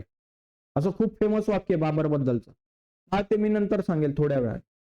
ओके. पहिले बाबर बद्दल बघून घेऊया. बाबर कोण आहे? तर फाउंडर आहे. कोणाचा? मुघल सल्तनतचा संस्थापक आहे. ओके. याने स्थापना केली मुघल सल्तनतची, आणि त्याने स्वतःबद्दल लिहिलंय तुझुके बाबरी नावाचं एक टेक्स्ट बुक लिहिलेलं आहे. तुझुके बाबरी. काय? तुझुक ए बाबरी म्हणजे बघा पार्शियन, अगेन अरेबिक आणि पार्शियन लँग्वेज आहे. बाबरी हे पुस्तकाचं नाव आहे. तुझुके म्हणजे स्वतःबद्दल लिहिलेली. ओके. सो तुझुके बाबरी हे नाव आहे त्याने लिहिलेलं पुस्तकाचं. काय लिहिलेलं आहे त्याच्यामध्ये? त्याने कोणकोणत्या बॅटल्स फॉट केल्या, त्याने कोणकोणते युद्ध लढले, याची इन्फॉर्मेशन दिलेली आहे. तर भारतामध्ये त्याने कोणकोणते युद्ध लढले? सगळ्यात पहिले पानिपतचं युद्ध, वॉर ऑफ पानिपत किंवा battle of Panipat.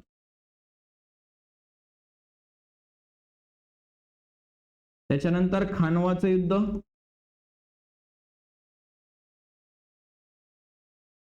War of Chanderi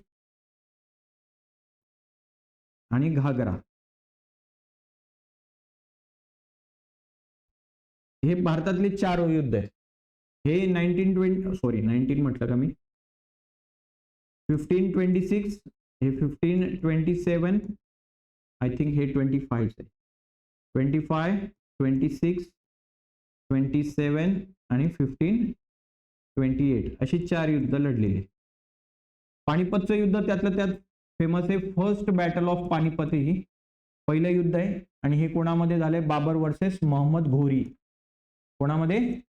Babar versus Mohammad घोरी. या युद्धामध्ये कोण जिंकलंय? बाबर जिंकलाय. या पण युद्धात बाबर जिंकलाय, या पण युद्धात, ह्या पण युद्धामध्ये. ओके. आता बाबर हा फरगना प्रांतामधला होता. कोणता प्रांत? फरगना. अफगाणिस्तानमध्ये फरगना नावाचा एक भाग आहे. तर तिथला तो किंग होता. त्याच्या काकाने तो लहान होता जेव्हा तो बादशाह झाला. त्याचे वडील ऍक्च्युली तिथले बादशाह होते. ओके. फरगना प्रांताचे. त्याचे वडील वारल्यानंतर ह्याला काय केलं गेलं? तिथला राजा डिक्लेअर केलं, बादशाह डिक्लेअर केलं, पण त्याच्या काकाने त्याला काय केलं, हकलवून लावलं तिथून आणि त्याचं राज्य हिसकवून घेतलं. मग त्याच्यानंतर त्याने बरेचसे तिथले त्याचा बाबरला ज्याचा ज्याचा सपोर्ट होता त्या सपोर्टिव्ह लोकांची एक टीम बनवली आणि युद्ध केलं. त्या युद्धामध्ये तो हरल्यानंतर त्याचा काका त्याच्या मागे लागला की कुठपर्यंत जातो बघूया. शेवटी तो अशा ठिकाणी पोहोचला की ज्या ठिकाणी त्याला त्या नदीत उडी मारण्याशिवाय पर्याय नव्हता. मग त्याने त्या नदीमध्ये उडी मारली आणि त्या सैन्याला असं वाटलं की हा मेला, कारण खूप खोल होती ती नदी. तो वाहत वाहत गेला. एका मच्छवाऱ्याने त्याला बघितलेलं होतं, मच्छीमार जो असतो ना त्याने बघितलं होतं की याने उडी मारली इथे, आणि तो काय करतो, त्याचा जीव वाचवतो. मग तो सांगतो की मी फरगना प्रांताचा बादशाह आहे बाबर, जर पुढे मी जर राजा झालो तर मग मी तुला नक्की लक्षात ठेवेल. मग अशा पद्धतीने हा बाबर भारतामध्ये येतो. अर्थात त्याला बोलवतात, भारतीय जे राज्यकर्ते असतात त्याला बोलवतात की तू इकडे ये, आक्रमण कर आणि या मोहम्मद घोरीला हरव.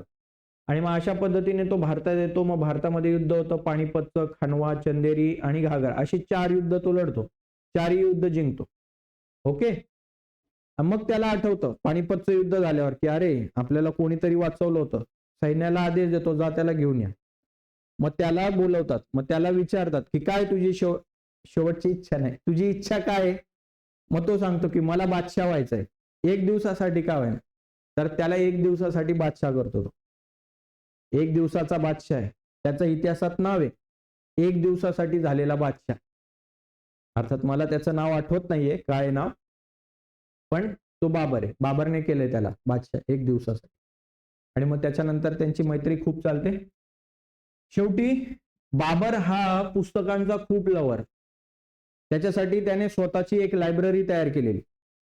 आणि नंतरच्या काळामध्ये जेव्हा तो ही सगळी युद्ध जिंकतो, जिंकल्यानंतर स्टेबल होतो, मग आता त्याचं आयुष्य असतं की आरामात जगायचं आयुष्य. त्याचा मुलगा हुमायूं, त्याला तो डिक्लेअर करतो राजा, बादशाह, नवीन बादशाह.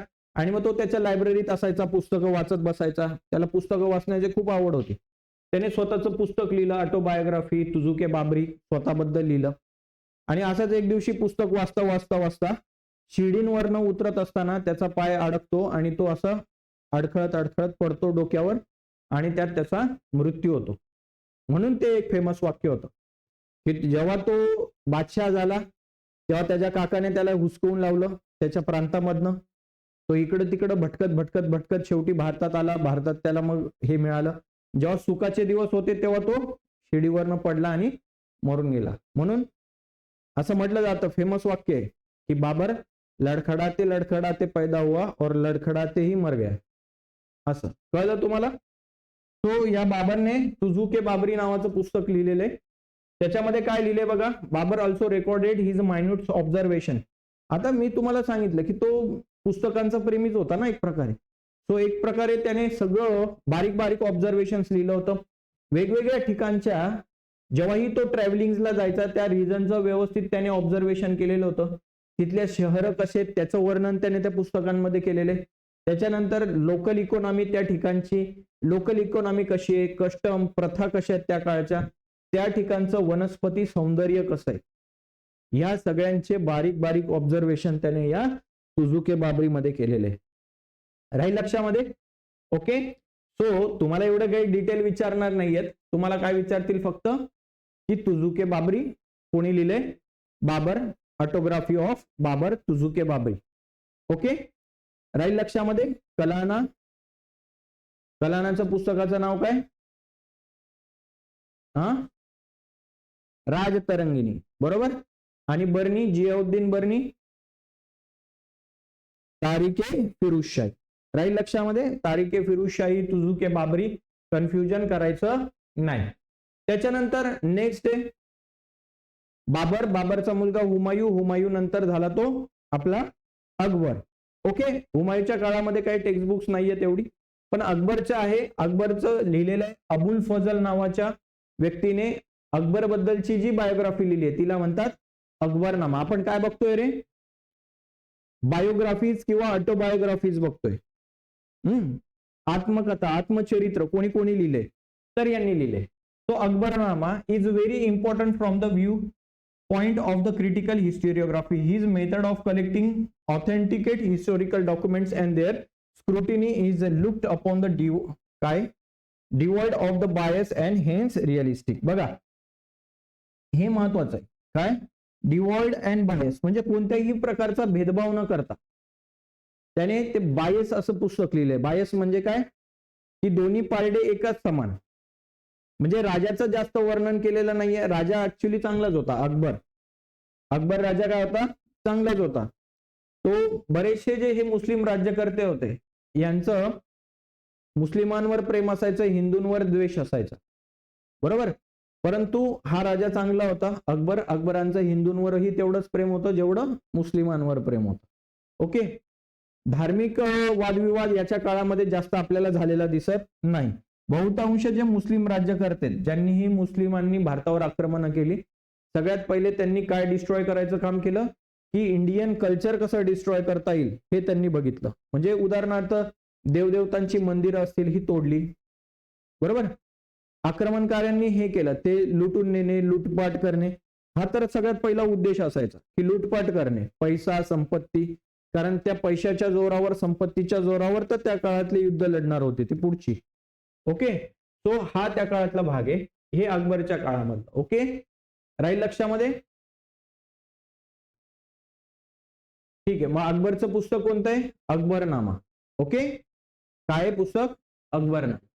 आता त्याच्यानंतर एक बखर महाराष्ट्रामधलं एक म्हणजे असं रायटिंग स्किल आहे ज्याच्यामध्ये काय केलं जातं की जे शूरवीर योद्धे आहेत, हिरोज आहेत, त्यांच्या स्टोरीज लिहिल्या जातात. त्यांनी जे युद्धामध्ये इव्हेंट्स घडलेले आहेत, historical events, battles, lives of the great man. Okay, जे शूरवीर लोक आहेत, उदाहरणार्थ शिवाजी महाराज असतील, बरोबर, त्यांच्यासोबत असणारे लढणारे सगळे सेनापतीज असतील. त्याच्यानंतर पेशवा झालेत, पेशवांचा इतिहास, हे सगळं या बखरीमध्ये लिहिलेलं असतं. बखर. ओके, आलं लक्षामध्ये. बघा ही एक त्या काळातली बखर आहे. आता त्या काळातली लँग्वेज आहे, आपल्याला काय कळत नाही ती काय आहे. आलं लक्षामध्ये. आता वेगवेगळ्या बखरींचे नावं तुम्हाला माहिती पाहिजे. Marathi bakhars are of the various type. एक आहे सभासद बखर. कोणती बखर आणि नाव काय, कृष्णाजी अनंत सभासद. याच्यावरनं तर तुमच्या लगेच लक्षात येईल, मॅच द पेअर मध्ये सभासद बखर कोणी लिहिले, कृष्णाजी अनंत सभासद यांनी लिहिले. कोणाबद्दल लिहिलीये, छत्रपती राजाराम महाराजांच्याबद्दल. ओके, कोणते, छत्रपती राजाराम महाराज. आता छत्रपती राजाराम महाराजांबद्दल माहिती आहे तुम्हाला, तर कृष्णाजी अनंत सभासद यांनी लिहिलेली सभासद बखर कोणाबद्दल आहे, छत्रपती राजाराम महाराज. त्याच्यानंतर सेकंड आहे भाऊसाहेबांची बखर, बॅटल ऑफ पानिपत बद्दल लिहिलेली आहे. विश्वासराव युद्धाला जातात त्या ठिकाणची, बरोबर. त्याच्यानंतर अनदर बखर एंटायटल पानिपताचीच bakhar is also about the same event. ही बखर आणि ही बखर वेगवेगळी आहे ऍक्च्युअली, बरं. ही बखर काय सांगते, बॅटल ऑफ पानिपत, भाऊसाहेबांची बखर, भाऊसाहेबांनी लिहिलेली. ही आहे पानिपताची बखर. दोघं काय सांगतायत, एकच इव्हेंट सांगतायत, पानिपतचं बॅटल, युद्ध, पानिपतचं युद्ध. हे काय सांगताय, पानिपतचं युद्ध. सेम गोष्ट वर्णन करतायत. तिसरं, थर्ड बॅटल ऑफ पानिपत आहे. पानिपत या ठिकाणी 3 युद्ध झाली. पहिलं battle of Panipat first, Akbar versus Mohammad Ghori. दुसरी पानिपतची बॅटल कोणामध्ये झाली आहे, अकबर वर्सेस हेमू, अकबर वर्सेस हेमू. आणि तिसरी बॅटल झाली आहे ती मराठ्यांची, कोणाविरुद्ध, मोहम्मद शाह अब्दाली. असे 3 बॅटल आहेत पानिपताच्या. यात ती तिसरी आपली आहे, ज्याच्यामध्ये काय होतो, मराठ्यांचा शेवटपर्यंत 4 वाजेपर्यंत, दुपारच्या 4 वाजेपर्यंत असं वाटतंय की कोण जिंकणार आहे, मराठे. आणि त्याच्यातच काय होतं, विश्वासरावांचा, I think I am not clear, I am not sure about that, आपल्या कोणत्या तरी एका सेनापतीचा मृत्यू होतो आणि मग आपल्या मराठ्यांचा तिथं धीर थोडासा हलका होतो आणि मग आपण तिथून हरायला सुरुवात होतो आणि मग शेवटी आपला पराभव होतो. ठीक आहे. त्याच्यामध्ये बरेचसे आपले शूरवीर सैनिक वीरमरण प्राप्त होतात. तर ती बखर आहे कोणती, पानिपताची बखर आणि भाऊसाहेबांची बखर. कशावर आहे, बॅटल ऑफ पानिपतवर, पानिपतच्या युद्धावर. त्याच्यानंतर होळकरांची कैफियत, provided information about the Holkars and their contribution to the Maratha rule. होळकरांची कैफियत ही सुद्धा एक बखर आहे जी कोणाबद्दल माहिती देते, होळकरांबद्दल, होळकर माहिती आहे तुम्हाला, ग्वाल्हेरचे होळकर, आणि त्यांच्या मराठा एम्पायर बद्दलची माहिती कोण सांगतं? होळकरांची बखर. ओके, तो या ठिकाणी बखर हा कन्सेप्ट संपतो आपला. बखर किती भागामध्ये डिवायडेड आहे बघा. बघा काय काय म्हणजे बखर मध्ये काय काय येतं? बायोग्राफीज ऑफ किंग, राजाचे आत्मचरित्र, डिस्क्रिप्शन ऑफ इव्हेंट्स असतं, हिस्ट्री ऑफ सेक्ट, त्याच्यानंतर मायथोलॉजी, स्टेट ऍडमिनिस्ट्रेशन, ह्या सगळ्या गोष्टींचा समावेश कशामध्ये असतो? बखरमध्ये केलेला असतो. ओके, ठीक आहे. या ठिकाणी मग आपण आपलं पहिला भाग संपतोय, तो म्हणजे 2 भाग संपले या ठिकाणी आपले. पहिला आपण संपवला तो एन्शियंट हिस्ट्रीचा आणि historiography written in a medieval history. आता राहील आपला मॉडर्न पिरियड. ओके, तर तो भाग आपण नेक्स्ट लेक्चरमध्ये कंप्लीट करूया. Okay, thank you.